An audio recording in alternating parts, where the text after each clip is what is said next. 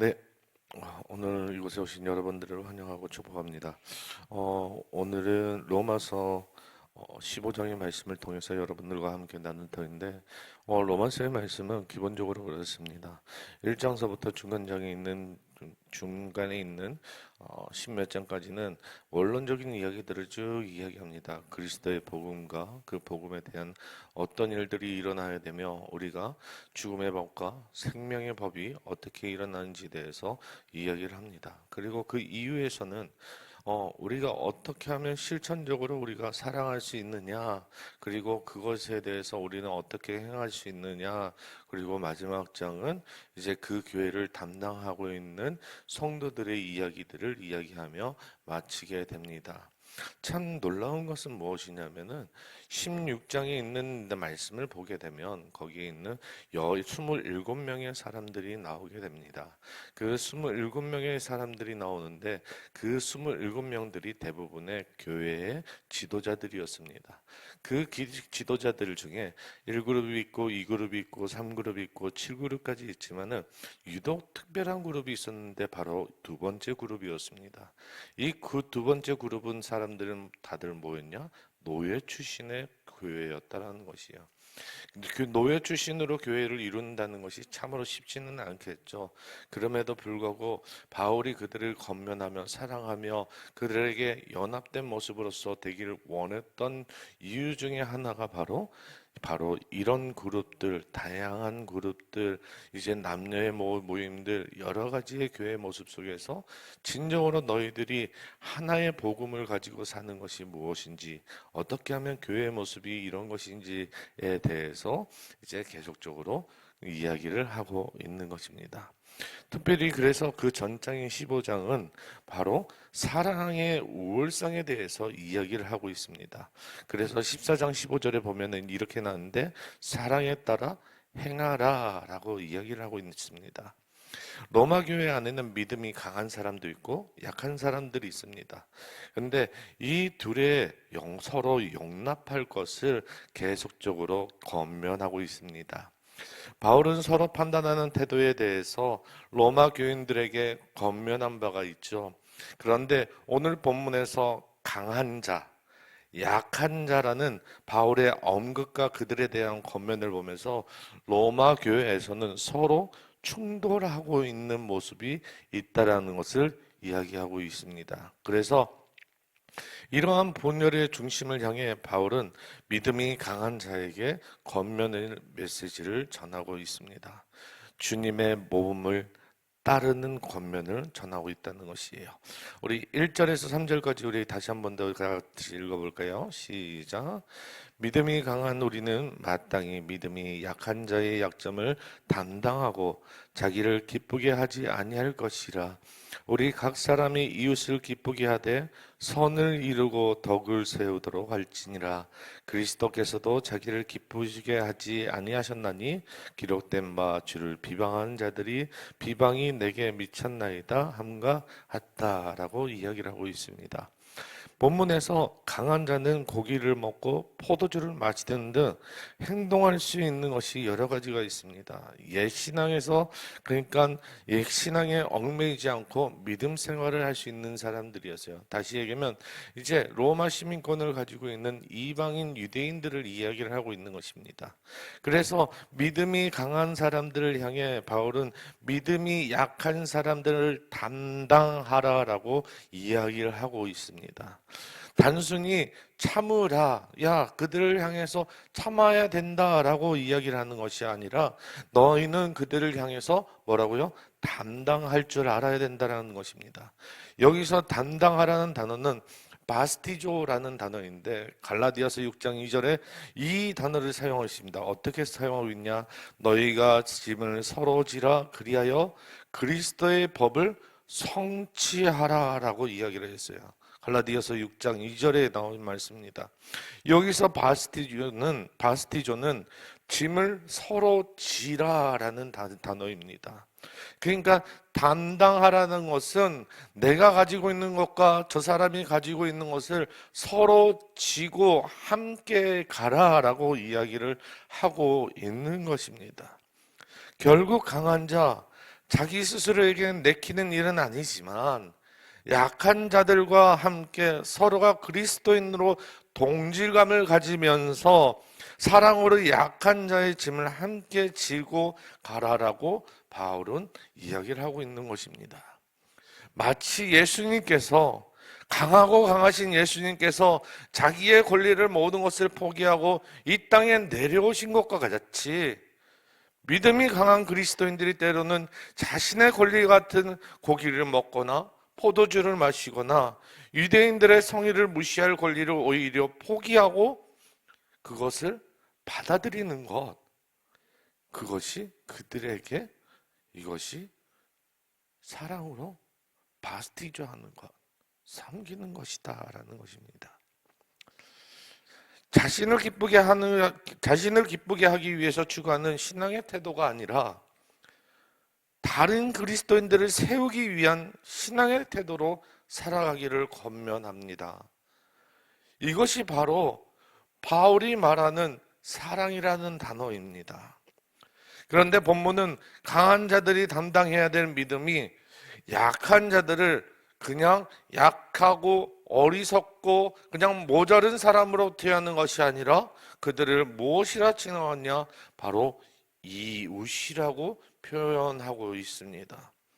이 이웃이란 표현이 조금 다소 갑작스럽지만 이는 예수님의 메시지를 따온 것입니다. 이는 이웃을 내 몸과 같이 어떻게 하라고요? 사랑하라. 그 말씀을 가져온 것입니다. 이를 통해서 믿음이 강한 자들이 약한 자들을 담당하는 것이 주님의 명령과 같이 우리는 따라야 됩니다. 그래서 그리스도인들을 염두하고 살아가는 사랑의 계명을 언급하며 우리에게 이웃이라고 표현하며 그들을 사랑하고 관리를 해야 되는 줄 믿습니다. 바울은 이와 같은 자신이 갖고 있는 태도의 설명을 위해 시편의 말씀을 그 뒤후반절에 인용을 하고 있는데요. 우리 그 말씀이 뭐냐? 바로 시편 69편 9절을 인용하고 있습니다. 뭐라고 됐냐? 제가 읽어보겠습니다. 주를 비방하는 자들의 비방이 내게 미쳤나이다. 주는 하나님을, 나는 예수님을 의미하고 있습니다. 다시 얘기하면 그리스도께서는 하나님을 통해 향해서 사람들의 비방을 감내하셨다라는 것이에요. 바로 이런 표현을 통해서 강한 자들로 하여금 그들에게 불쾌하게 했던 사람이나 행동조차도 사랑으로 기꺼이 섬길 것을 당부하고 있다라는 말입니다. 그래서 믿음이 강한 사람과 약한 사람, 그들의 차이는 모든 것이 그리스도 안에서 연합되어야 되는 줄 믿습니다. 우리 한번 5절에서 6절까지 4절 한번 읽어보겠습니다. 우리 다 같이 읽겠습니다. 시작. 무엇이든지 전에 기록된 바는 우리의 교훈을 위하여 기록된 것이니 우리로 하여금 인내로 또한 성경의 위로로 소망을 가지게 함이라. 자, 전에 기록된 바라는 것은 구약 성경을 의미하고 있죠. 구약 성경은 하나님 백성들에게 교훈과 위로를 주기 위해서 기록이 되어 있습니다. 그리고 그것을 기록된 시대에는 하나님의 목적뿐만 아니라 후대를 위해서도 기록된 하나님의 말씀이고 강한 자들 위에게도 주어진 말씀이었습니다. 그런데 갑작스럽게 구약이 가진 의미를 강한 자들에게 설명하는 것은 강한 자들, 그러니까 이방인 그리스도인들에게 이런 말씀들을 하고 있는 것입니다. 그런데 이 말씀을 하실 때 너희들에게 무엇을 가져야 된다라고 이야기를 하고 있는데 그것이 뭐냐? 바로 소망을 가질 줄 알아야 된다라는 것입니다. 원래는 이방인 그리스도인들에게는 소망이 없었던 사람들이었습니다. 그런데 예수님을 믿고 난 다음엔 소망을 얻게 되었습니다. 예수 그리스도께서 그들에게 하나님의 나라를 갈 수 있는 그런 소망을 얻게 되었습니다. 그런데 그 소망을 가진 후에 너희들이 소망으로 인하여서 다가가기 위해서 너희들이 가져야 될 두 가지가 있는데, 그것이 오늘 4절에 나오는데 바로 첫 번째는 인내와, 그리고 두 번째는 위로라는 것입니다. 이것이 촉매제로 인하여서 너희들이 소망을 가질 수 있게끔 도와줄 수 있다라고 표현을 하고 있는 것입니다. 자, 5절과 6절을 한번 읽어보겠습니다. 다 같이 한번 읽어보겠습니다. 시작. 이제 인내와 위로의 하나님이 너희로 그리스도 예수를 본받아 서로의 뜻이 같게 하여 주사 한 마음과 한 입으로 하나님 우리 주 예수 그리스도의 아버지께 영광을 돌려하려 하노라. 그들을 위한 바울의 기도는 하나님이 그 로마 그리스도인들에게 공동체의 뜻이 같게 해주기를 기도한다라고 이야기를 하고 있는 것입니다. 그러나 바울의 간구는 모든 사람들의 마음이 합쳐지는 것을 의미하는 것은 아닙니다. 어쩌면 그것은 불가능에 가까운 것일 수도 있습니다. 그런데 바울이 여기서 하나가 된다라는 것은, 바울이 간구하는 것은 연합, 그것은 예수 그리스도를 본받는 연합을 이야기하는 것입니다. 단순히 내가 한 마음을 이끌어서, 내가 사람의 말을 이끌어 어떤 정치적인 거나 경제적인 것을 이끌어가는 것이 아닌, 바울이 말하는 연합은 그리스도 예수로 본받아 우리가 진정으로 하나가 되는 연합을 이루기를 원한다라는 것입니다. 그것은 서로 다 다르다 하더라도 우리는 한 마음과 한 입으로 말하는 연합입니다. 그래서 바울이 기도하는 간구의 궁극적인 목표는 연합이 아니라 더 큰 것에 있었습니다. 과정입니다. 연합은. 최종적인 목표는 무엇이냐? 바로 연합되어 하나님께 영광 돌리는 데 있다는 것입니다. 그리스도인들이 서로 싸우기를 멈추고 이제는 한 마음과 한 입으로 하나님께 영광 돌리게 하는 것, 그것이 그리스도의 간구의 목표였고, 그 목표를 향한 과정에 연합은 수반되어야 함을 함께 일깨워주고 있는 것이에요. 그래서 연합은 쉬운 것이 아닙니다. 그러나 그 바울의 기도는 교회의 연합을 촉구하고 있는 것이에요. 우리가 속해 있는 공동체에 분쟁이 있더라도 우리 중심의 본질을 외쳐야 합니다. 그 본질이 무엇이냐? 바로 그리스도의 연합으로 인한 하나님께 영광 돌리는 것입니다. 예수님이라면 어떻게 대처했을까? 예수님께서 우리에게 보여주셨던 그 연합이란 과연 무엇이었을까? 우리의 교회는 과연 어떤 하나님께 영광을 올려드릴 수 있을까? 이런 생각들로 인하여서 교회와 공동체의 건강을 위한 하나님의 권면을 우리는 기억할 줄 알아야 합니다. 그래서 우리가 이런 건강성을 위해 기꺼이 희생하며 나아갈 때 주님께서는 그 공동체의 연합의 자리로 나아가게 만들어 주신다는 것입니다. 오늘 제가 들으면서 이 말씀을 준비하면서 한 청년이 생각이 났습니다. 한 청년이 있었는데 권사님의 자제분이었습니다. 자제분이었는데 그 친구는 저보다 한두 살이 많은데 형이라고 해야 되나요? 좀 그렇네요. 그 자제분은 이제 호주로 유학을 갔다가 호주에서 아이를 갖게 돼서 어쩔 수 없이 한국에 와서 결혼하게 되었고 이제 아기를 낳게 되었습니다. 그런데 문제는 그 청년이 알코올 중독자였던 것이었어요. 그러니까 술을 마시면 밤새도록 먹는 거예요. 그런데 감사한 것은 술 먹고 와서 새벽 기도 때 새벽 기도를 또 참석을 해요. 돌아버리겠는 거예요. 술 먹고 새벽 기도 들어오면은 온 예배당에 무슨 냄새가 나죠? 술 냄새로 가득 차 있는 거예요. 근데 그럼에도 불구하고 담임 목사님은 그 청년이 술을 마시고든 뭐든 단 한마디도 얘기를 하시지 않더라고요. 거의 누워서 자다시 코골다시피 하고 잡니다. 그런데도 목사님은 아무렇지도 않고 1시간 반을 설교를 하십니다. 매일매일 그들을 위해서 기도하면서 1시간 반을 기도했습니다. 근데 그 청년이 있잖아요. 어느 순간 말씀을 듣다가 그가 하나님의 말씀이 자기 마음속에 찔림이라는 것이 들어오게 되었다고 합니다. 그 찔림이 들어오니까 그가 술을 여태까지 마셔왔던 것을 금주를 하고 그가 해왔던 나쁜 것들을 그만두고 이제 정상적으로 자기가 해야 될 일을 자녀를 부양하겠다는 그 마음을 가지고 교회를 나오며 그 신앙을 완전히 바꾸게 됐다는 것입니다. 강한 믿음이 가진 자들이 그 한 사람을 위해서 그 사람을 해주고 이해해주고 위로하고 인내하였더니 그들에 대한 소망이 그 가정에 이루어진 것입니다. 우리 교회에서도 그런 일들이 일어나기를 소망합니다.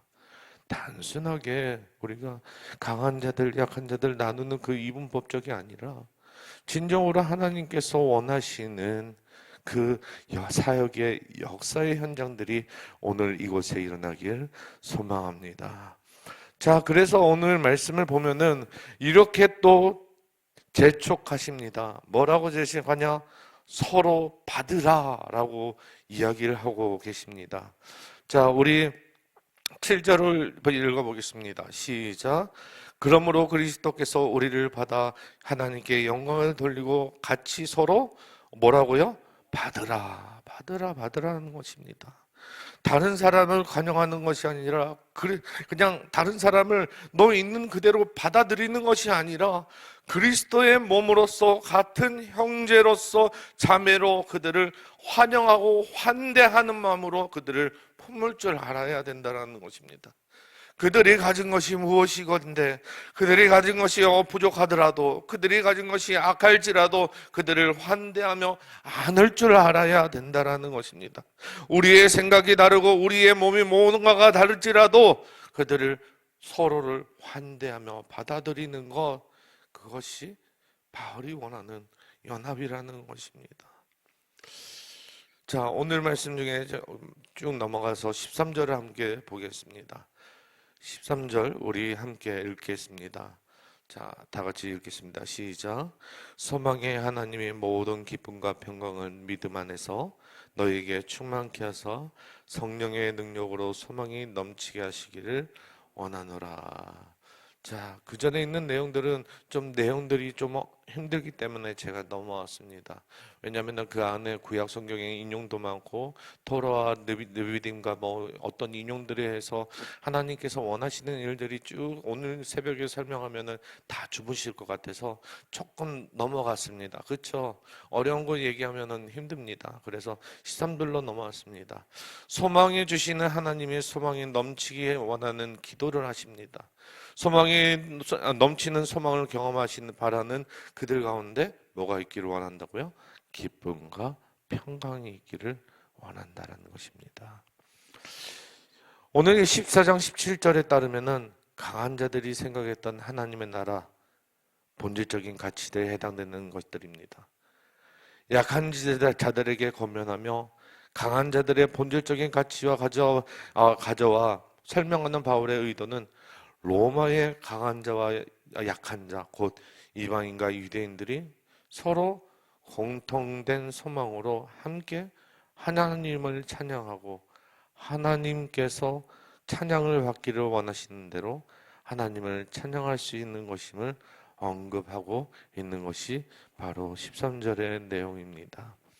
로마서에서 유대인, 그리스도인과 이방인, 그리스도인 간의 성령 불신이 교회의 연합을 위협하고 있습니다.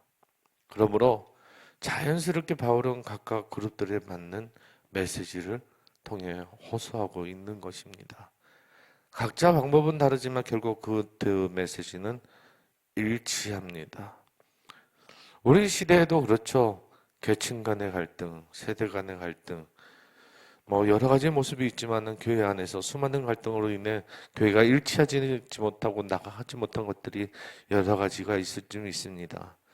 그러나 지금은 중요하다고 여기는 것들은 훗날에는 의미 없어질 것들이 있고 잠시 있다가 없어질 것들이 많다라고 저는 생각이 되어집니다.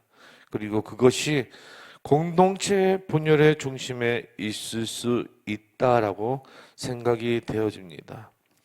이러한 분열에 우리의 에너지와 인생에 낭비하는 것이 아니라 연합을 통하여 소망, 곧 영원한 것에 더 많은 에너지와 인생을 헌신해야 한다라는 것을 기억하는 저와 여러분 되시기를 소망합니다. 그래서 우리가 소속되어 있는 공동체, 우리 백향목 교회가 다른 사람을 용납하여 나아갈 때 하나님께서는 우리를 위로하시며 기쁨과 평강으로 충만해 주신 줄 믿습니다. 또한 우리 안에 성령의 능력이 충만하는 거로 소망이 넘치는 직장과 그리고 가정, 교회의 사회로 빚어가실 줄 믿습니다. 오늘 말씀을 마치면서 다른 이야기들을 좀 해보려고 합니다. 로마서의 말씀을 가지고 여러분들이 원론적인 이야기들을 쭉 읽어 보셨을 것입니다. 복음이 무엇인지, 그리고 여러 가지 일들을 이야기를 했지만 그 로마서의 진수는 8장에 있습니다. 그 8장을 꼭 읽어 보시기를 권면드립니다. 아무리 지나치더라도 8장을 꼭 읽어 보시고 그 8장에 있는 내용을 이해할 때까지 한번 필사하는 노력을 가져보시길 간절히 바랍니다. 왜냐? 죽음의 법과 생명의 법이 그리스도 안에서 어떻게 피어나는지, 그 생명의 법이 없이는 우리는 잠시라도 이 땅에 살면서 우리가 육신의 법으로 따라 살아갈 수밖에 없는 존재라는 것을 깨달아가라. 우리가 성령님의 도우심으로 인하여서 우리가 생명의 법에 따라 살아가는 그 능력이 그 안에 잠들어 있기에 여러분들에게 권면드립니다. 듣기 그냥 눈이 안 좋아 보기 힘드신 분들은 유튜브를 들으시고 성경을 꼭 들어보시길 바랍니다. 그러면은 왜 이 생명의 법으로 지금 나와 있는 15장과 16장의 말씀이 나올 수 있을까? 왜 이 말씀이 꼭 바울이 적었을까라는 그 말씀이 여러분들 마음속에 심겨져 여러분들이 주님께서 주시는 그 깨달음과 그 알려주신 그 지식으로 인하여서 여러분들의 마음을 변화시켜 주실 거라 믿습니다.